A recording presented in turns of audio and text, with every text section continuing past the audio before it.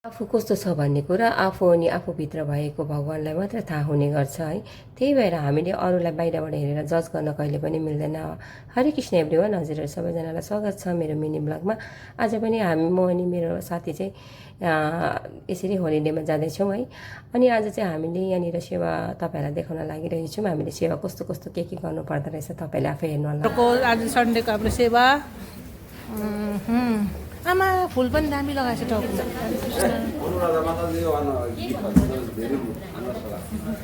हरे कृष्ण सबैले लगाउनु नि। उयो पहेँलो फुल कस्तो दामी देख्दो रहेछ।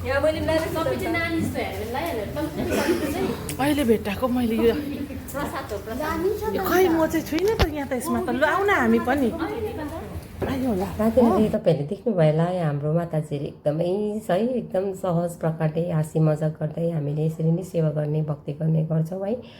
अनि यही सन्दर्भमा चाहिँ म तपाईँहरूलाई चाहिँ एउटा सानो कथा छोटो सुनाउन लागिरहेको छु। कथा अलिक लामै हुनु जाला है। एक दिन चाहिँ बुढाबुढी थिएछ अरे। अनि बुढीले चाहिँ यसरी पुरा भक्ति गर्नुहुन्थ्यो अरे, सबैसँग राम्रो हुनुहुन्थ्यो अरे। तर बुढाले चाहिँ पुरै बुढीलाई चाहिँ कुट्ने थियो अरे क्या, दिनरात टर्चर दिन्थ्यो अरे। अन्त साह्रै अत्याचार भएर चाहिँ बुढीचैले चाहिँ एक दिन गुरुजीलाई सोधेछ अरे, कि गुरुजी मलाई चाहिँ मेरो श्रीमानले जहिले पनि कुट्नुहुन्छ है, मार्नुहुन्छ के हो भनेर भन्दा चाहिँ गुरुजीले भन्नुभएछ अरे, कमाएर त ल्याउँछ, रोटी दिन्छ भनेछ अरे, खाना दिन्छ भनेछ अरे, हजुर दिन्छ भनेछ अरे, ए ठिक छ उसो भए भनेछ अरे होइन।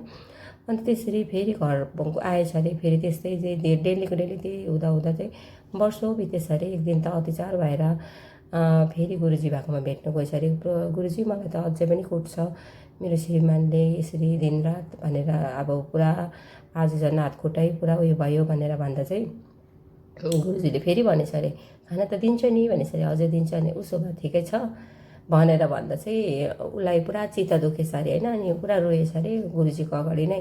अनि भनेछ अरे कि गुरुजी मैले चाहिँ यस्तो के गल्ती गरेको थिएँ है, सो त्यो भएर चाहिँ तपाईँले मलाई ठिकै छ भन्नुहुन्छ, मेरो के गल्ती भयो भन्दा चाहिँ गुरुजी एकछिन मौन बस्नुभएछ अरे क्या।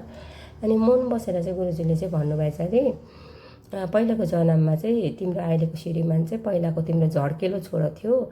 सो त्यो कारणले गर्दा चाहिँ तिम्रो झड्केलो छोरालाई चाहिँ तिमीले कति दिनसम्म खानेकुरो दिन्थेनौ, यसरी भोक भोका राख्थ्यौ, यसरी कति डेली कुट्थ्यौ।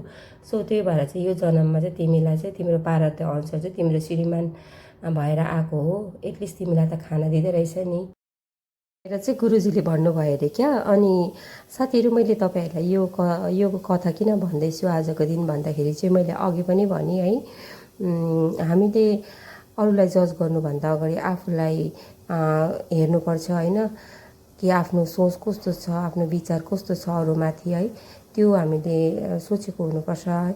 सो त्यो कारणले गर्दा चाहिँ हामीले राम्रो कर्म गरौँ या नराम्रो कर्म गरौँ, अरूलाई छलकपट गरौँ है, अरूलाई धोका गरौँ, जे पनि गरौँ, तर अवश्य हामीले एक दिन त्यसको फलको परिणाम भोग्नै पर्छ भनेर भनेको छ नि त। सो त्यो कारणले गर्दा चाहिँ मैले तपाईँहरूलाई यो कथा मार्फत सुनाउन लागिरहेको छु।